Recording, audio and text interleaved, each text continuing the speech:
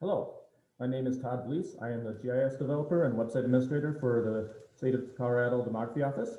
And today I'm going to show you some data tools that we hope you'll find useful. I'm going to start out on our home screen here. And the first tool I want to show you is the COVID map series. This is a series of maps and data we've created kind of in response to this whole pandemic.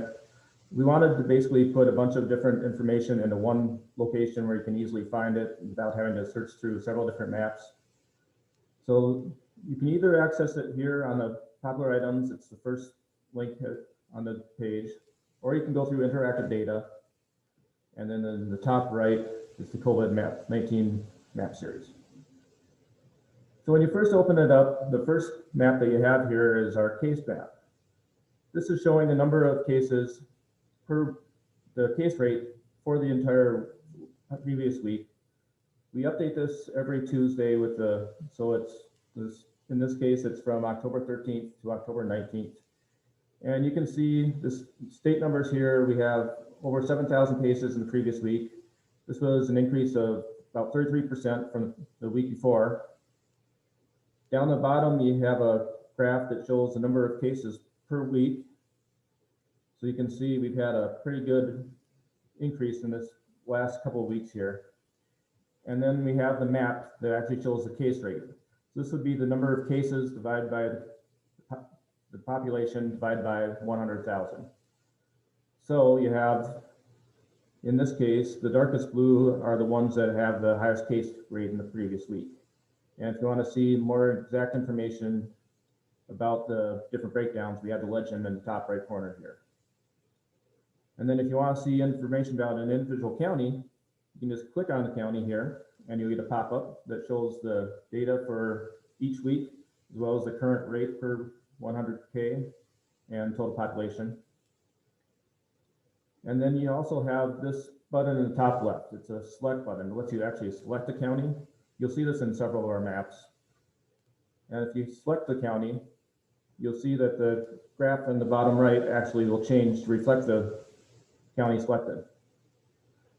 That took a moment there, but so you can see in this case I have Pueblo selected, and you can see they had a pretty good increase just recently. Douglas County, a little bit more of a wave type there. And you can actually select multiple ones at the same time if you wish. You go up there, select a rectangle, and then just draw on it, and it'll select multiple counties. And it'll all display down here. And then to get rid of that and go back to the statewide selection, just click on the X, and there you go. And then there are a couple other maps available using the tab in the bottom left. We have the cumulative case rate map. So that's the same idea, but for the entire length of the pandemic. And then we have just a raw number of cases, which you can see, of course, you're going to have the most populated counties are generally going to have the most cases. Next tab I'm going to show you is SVI. So this is the Social Vulnerability Index. This is created by the CDC to kind of look at how vulnerable certain populations are in response to crisis, and specifically here for the pandemic. We've got a lot going on here. This is all using ACS data. And the vulnerability index itself is basically just a ranking of all the tracts within the state of Colorado and the number given to them is 0 to 1. So anything 0.9 and above would be the highest. So you can see we have some down in the south area, Canales, Bent, Crowers. And this is basically giving us the numbers for the entire state at this point. So you have poverty, you got total number of people in poverty, seniors, children, disability, minorities, and limited English. This is just a selection of the different variables that are used in the index. And again, if you want to, you can select a specific, in this case, census tract, and it'll give you the information for that specific tract. And we also have several tabs that give you a subset of this information. So we have the Socioeconomic Vulnerability Index. So that's basically your poverty, unemployment, per capita income, and lack of a high school degree. You have household composition. So that's this children, seniors, people with disabilities, and single parent households. Minority and language, so that's just the minority population, and then those areas that speak English less than well. And then the housing and transportation vulnerability, so that's multiple unit housing, mobile homes, crowded households, households without vehicles, and group quarters populations.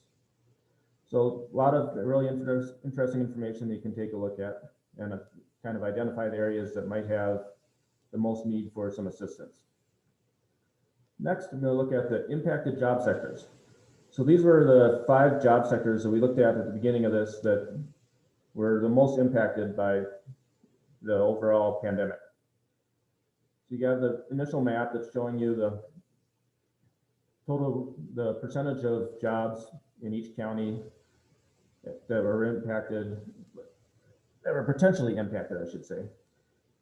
And then you have a graph down here that's showing basically the number of jobs in each sector, and then you have the other jobs. This is the statewide, and again, you can use this selector to select a specific county. So you can look at Eagle County. You see they're more heavily impacted because they have a lot of the accommodation, food services with ski resorts, of course. And then all these numbers will also change to reflect the selected counties as well. Next, we have unemployment claims. So this map is updated every Wednesday with the newest data that's coming out from the state. So instead of just being a raw unemployment rate, this is actually looking at the number of unemployment claims as a percent of the March employment. So if you want to look at the legend here, you can see that the darkest ones have 6% or more unemployment claims compared to the March employment. And this is the continuing unemployment claims, not just the initially being filed. So again, we have a couple graphs over here. We have just an overall number of initial claims being made. You have the number of claims by week, and then you have the continuing claims by week. And then once again, this will also let you select a county, and you can see it change these 2 graphs just to see what it looks like in that specific county. And you can also click on the specific county. Sorry, you got to click on it to make it sure that that's not blue so that you don't select the county. So just click on it and you get pop-ups, and then you see the specific number of claims each week in the county. Again, we update this every Wednesday. This one is the actual unemployment from the BLS. This doesn't get updated very quickly. So the most current numbers we have are August. You'll notice that when I first turned it on, it's showing September, and it's just all orange. If you see that, just go to the previous month. It just means we don't have the numbers for that month yet. This is the actual unemployment rate that the BLS reports. So you can see the Eastern Plains having the lowest, and then Gilpin with the casinos is up there with the highest. Next map is enterprise zones, and this is basically just taking the opportunity zones that were created to provide tax credits and incentives for investing in areas, and it gives you an ability to compare the case rate and see which areas with high case rates also fall within opportunity zones. Next one I'm going to show you is traffic counts. So this one's interesting. This is CDOT information, and it gets updated monthly. Basically, I took a selection of traffic stations around this state and looked at the traffic counts that have been going through there. So at the bottom, when you start out, it's the statewide counts. This is a little bit deceiving sometimes, just because you have a lack of counts in certain stations, certain dates for reasons I'm not really sure. So in September, you can see this drop. That's mainly because the Denver station didn't report counts for several days in September for some reason. But you can look at the individual stations and get an idea of how traffic this year compares to the same time last year. So you see in Colorado Springs, major drop off during April, May, it's climbed back up, and now it's been pretty steady, a little bit below previous levels. You can also, this is a 7-day moving average, but you can also look at the daily counts if you want to look specifically like this. And you can also see some interesting things, not even necessarily related to the pandemic. So for instance, Craig, you see in August, they had a big uptick in traffic there. Or at the same time, you have Western I-70, and they saw a pretty big downtick. That's because of the Glenwood Canyon closure for the forest fires. Everyone got diverted off of I-70 and up, a lot of them went up through Craig, going up to I-80. So you can see a lot of different things like that reflected. You can often catch like snowstorms that pretty much ended traffic for a day, and a lot of interesting things to look at. Next tab is our county commuters. And this is basically showing the number of people that commute out of the county, the number of people that commute into the county, and the number of people that commute within the county. So on this map, you take a look at the legend. Basically, this is just showing the total number of commuters in a county. So that's counting the people coming in and the people going out and the people that actually live there. And again, you can, with this one,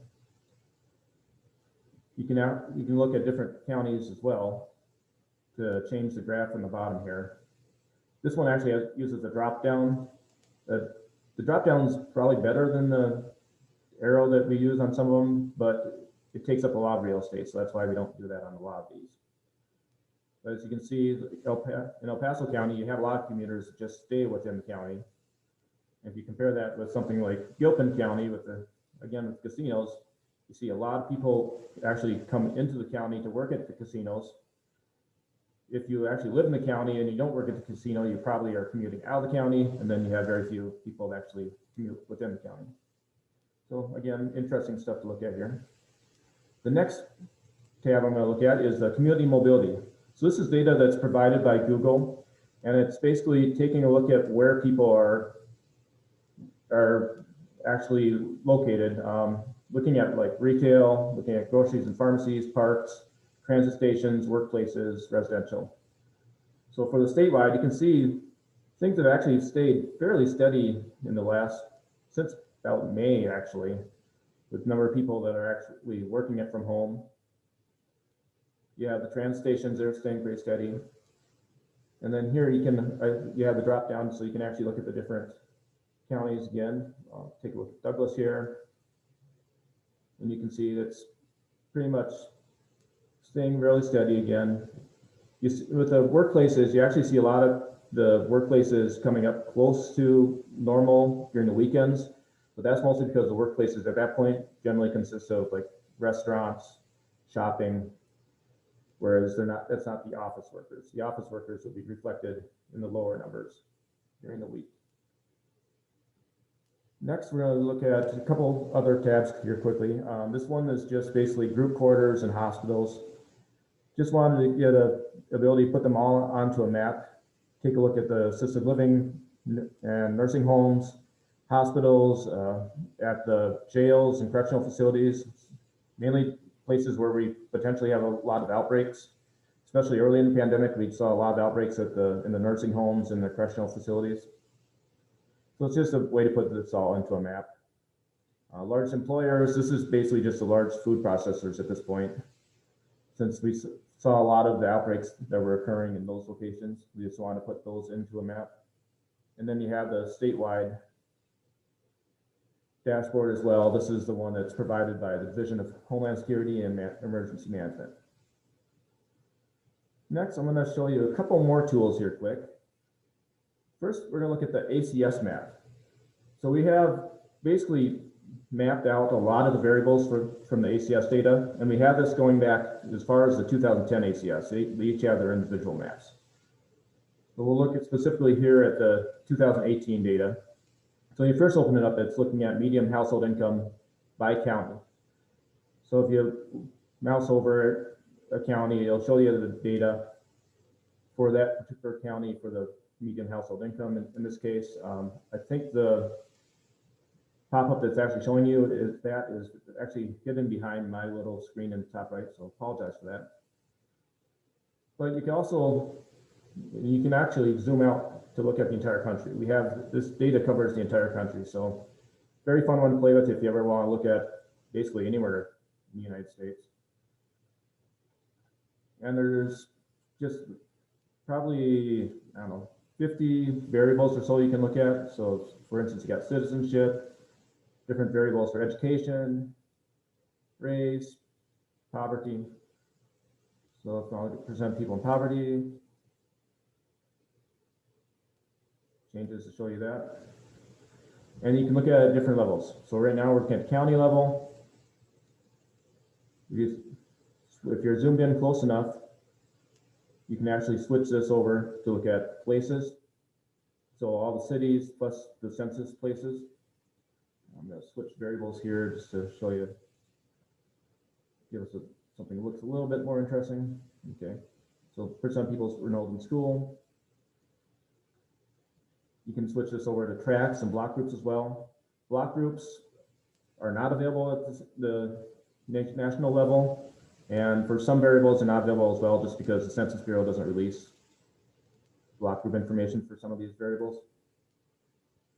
I actually happen to pick one there, it looks like. So switch this back over to the tracks. Just a moment. And then you can actually also select multiple tracks if you wish and look at a table showing the data. You can download that data in the CSV, and you can also look at it in a quick little chart here. It shows the levels of the different tracks. And like I said, we have this data available for ACS going all the way back to 2010.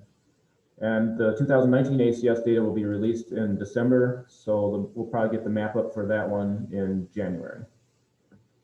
And the last tool I'm going to show you here is our Census API Query tool.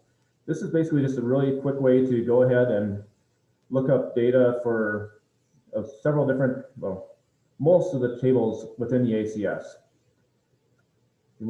So basically, if you see here, we have a lot of the tables available, not quite all of them, but most of them are available here. If you want to select by sex and age, you can do that. You can do the different geographies. So I'm going to do all the counties in Colorado, for instance, here, and get CSV. I'll create a nice little CSV here for you. Open up and take a look, and you see you get all the data here in a table. So this is actually probably a little bit easier to use, I believe, than the Census Bureau's methods of getting this data. And you can also get a JSON file of this. And this is particularly useful if you want to go ahead and do any sort of development work. JavaScripting, for instance, a lot of our maps actually run off of this API. And if you're into the API, probably most of you won't be, but if you really want some more information about it, feel free to contact me and I can give you more information on how to use this. So that is all we have to show you today. So thank you for your time, and I'll be happy to take your questions. Thank you.